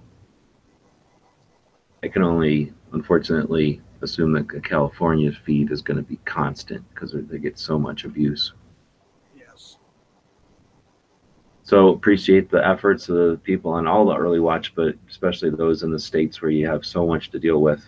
You're going to end up doing more work than a lot of the people, I think. And then finally, we have a Minnesota one. This one's from the April again. So, I guess depending on, again, how much anti-stuff is happening, and I don't know. I know that you guys were off the kind of a regular schedule, so it's tough to know. But I figured if we start including an update at the Early Watch Nation's efforts out there, that'll inspire them to get back doing their thing or continue doing their thing, as the case may be. And we'll continue to see, what effort is being done, what we can do from our end, me, Night Strike, Clover, others who are interested in are able to deal with the back end stuff. We can make your lives easier, and make your efforts as efficient as possible, so y'all can do whatever it is you're doing, kind of playing zone out there. And we'll take care of accumulating it all and distributing it, so people who want to come by and get the results, reap the results of your efforts, will have it as convenient as possible. They can come into Every Second Matters, or to your Every Early Watch Nation site, or to the Early Watch website for the show here, and I'll get the same information. So make it as useful as possible and get as many people as interested able to participate. Yes. And just a side note, those of you that find us on YouTube, you really need to join Gun Channels and come over there. Because for one, that's where I watch. I don't watch the YouTube. So if you want to interact with the show, it either has to go through somebody else like we did today, or I don't see it. Yep. So and that's what we built Gun Channels for, so that people can do whatever their projects and have a consistent, gun-friendly place to do it. We'll create tools if necessary. Show you where tools are if you need them.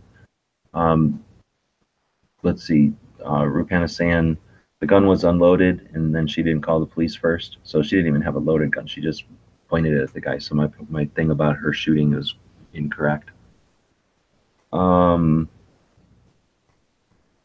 And then Patriot saying make sure to follow #EarlyWatch on Twitter. And that's, again, I'm not super fluent with Twitter, but I know you guys have been successful with it, and I have no problem with learning stuff. So if Jimmy gets back, he can show us what he's been doing, or if somebody else wants to jump on one morning. Like Tony just said, let us know on Gun Channels, and we'll have you on, and you can walk us through what's going on with Twitter and what we can do to help you out with your Twitter things. For the most part, I have Twitter and I've maintained it for years, but I don't hang out over there and look for information or anything. I just occasionally make sure that it's still working, and that's about it. I rarely go on Twitter myself. Jimmy set me up a Twitter account, and I posted a little bit on it, but not much. I've actually read something recently that if you do online projects for any length of time and pay attention to people's advice on things, you'll get different advice, right? So I've had advice that said, get on as many platforms as possible, have your name out there so that if someone comes along, they find you, distribute your stuff out to as many platforms as possible, same kind of thing. That way, if somebody comes along, they find you, they've got a sampling of your stuff. But I read an interesting thing recently where the guy said not to do that, that it comes across as artificial and it's almost repellent to somebody who's familiar with the platform if they just see spam. And it's got a good point. Somebody just came along to Gun Channels and just never interacted at all and just dropped a link once in a while, they're going to get about an appropriate amount of response, right? I mean, they are part of the platform and they're participating, but they're not,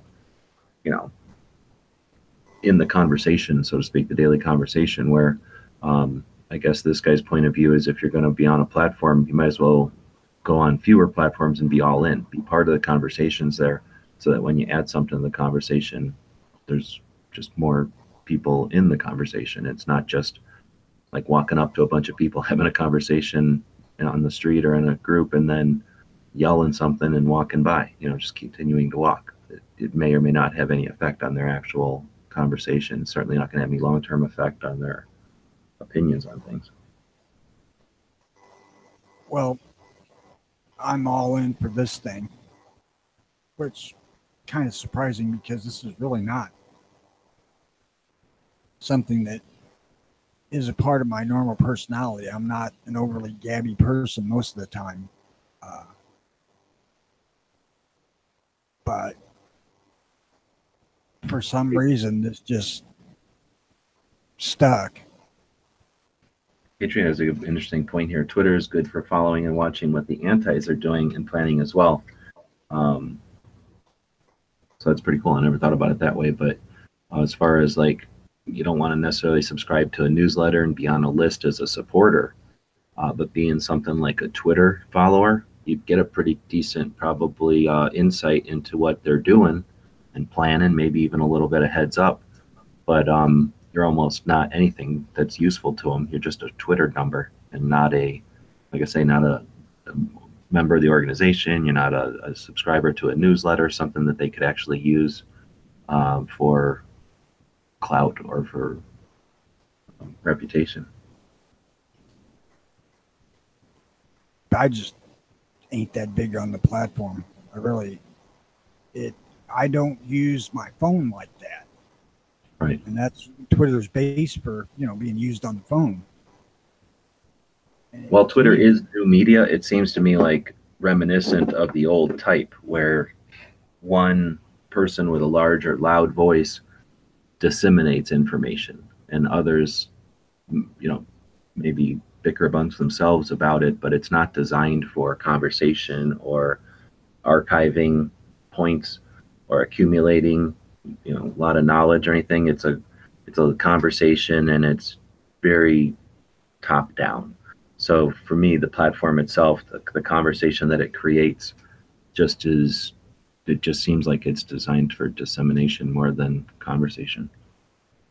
And it's mobile dissemination too, because I can't upload pictures on it from a computer. I have to put them on from my phone, which I don't do. So that's true. And I guess the things that make it unique don't necessarily make it all that attractive to some people. Exactly. Like I look through it all the time, and like you say, it's all I see is links to pictures. I don't see any pictures ever. So I'm not going to read everything that's on there. I don't have time. I can look at a bunch of pictures in a couple of moments where I can only read a couple of 3 posts in that same amount of moments. And you only get burned so many times reading garbage posts before it's just not worth your time reading posts, right? You can blow past stupid pictures real easily and then focus on a picture that's interesting or have a conversation with somebody over a picture. But Yeah. it's just not as conducive with phones unless you got nothing else to do except sit there reading all the time. I started a Facebook page for the Early Watch Illinois just for the purpose of putting pictures up. And it's actually a sponsored page, so I could actually push it if I wanted to spend money. And I'm kicking back and forth about whether I want to do that or not, because I'm so opposed to getting that shit sent to me. I don't particularly want to do it to somebody else. It doesn't get sent to you, it'll be recommended to people.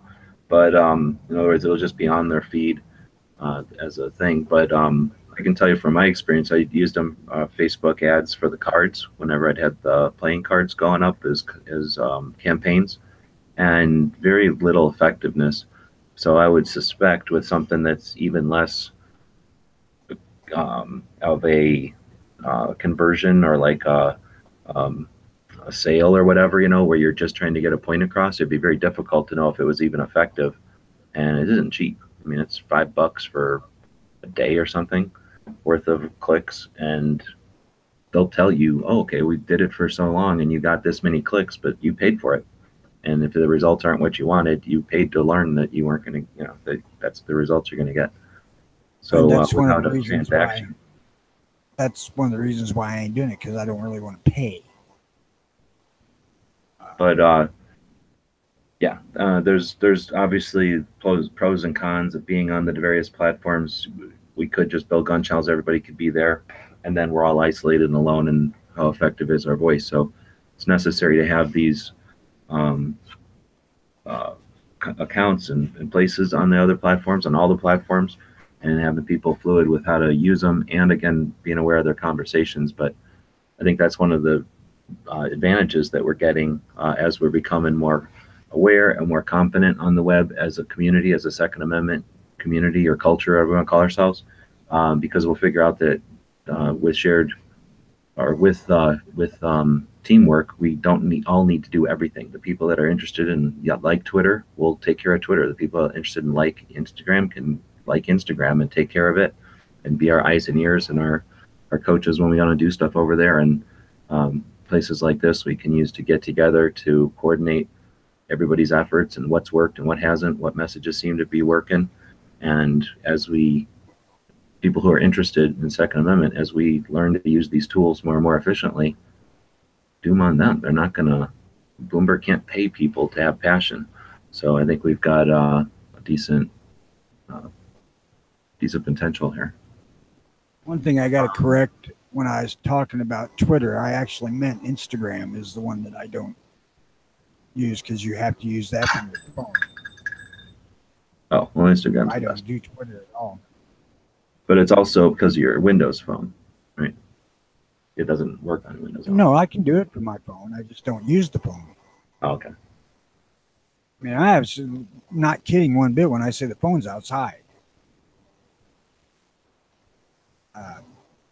If I'm on the internet, my phone's outside providing me with internet, because I'm in a freaking hole in the ground and it won't connect unless it's outside. Welcome to the middle of nowhere, Illinois. Well, it looks like Knives has a chat open, and I think we've Excellent. hit everything. I'm going to just one other thing on the YouTube side. John Bound says, gun channels won't let me join. So if you're truly interested in joining gun channels, we've got 5,000 members. Many of them were able to sign on without any help, but just saying in a comment on a public or on a live feed that you can't join, that doesn't give me any help at all. So if you want to email me, gunwebsites@gmail.com, be more than happy to help you out. Night Strike is always around. You can help you out. Others, like I say, we've got 5,000 people successfully signed up. I don't think there's anything barring you from doing it, but if there is, we'll help you figure it out. If you're truly interested in joining, you're welcome. But there's nothing stopping anybody from logging in. We'll be back tomorrow, same-ish time, a little bit earlier than normal. I think we started today, and talking with Tony. He's up earlier. I don't know if you guys were doing it at the time because this was good for Jimmy or Night Strike or somebody, but for me, it's just starting to get hot out, so I don't mind doing it earlier. We started doing it at 8 o'clock in the morning here. Which would be, that's well, what time is pretty it now damn for you? It's 8:30 for me now. See, it's 10:30 here. Okay, so you're talking 6:30 in the morning, or at 6 o'clock in the Yeah. morning? Yeah, I can give it a try. Yes. But with Jimmy working and doing what he was doing, the 8:30, it got too early for him. So we moved it back and forth. So again, me and Tony are two people here, but the other part of the equation or part of the conversation is y'all. So give us some feedback. Tony, your email address is earlywatchil, earlywatch for Illinois, il at gmail.com. Yes, it is. So give Tony some feedback on what time is you'd rather have him here doing the show. And if we can knock it out a little bit earlier, looks like that'll work for us. And otherwise, we'll be back tomorrow. And if you've got anything news related, you can also send it to Tony at that address, so you can help him find the most important stuff out there. Yes, please feel free to email me with anything of interest. With that, I guess we'll head out. See you tomorrow. Yes. Good day, people.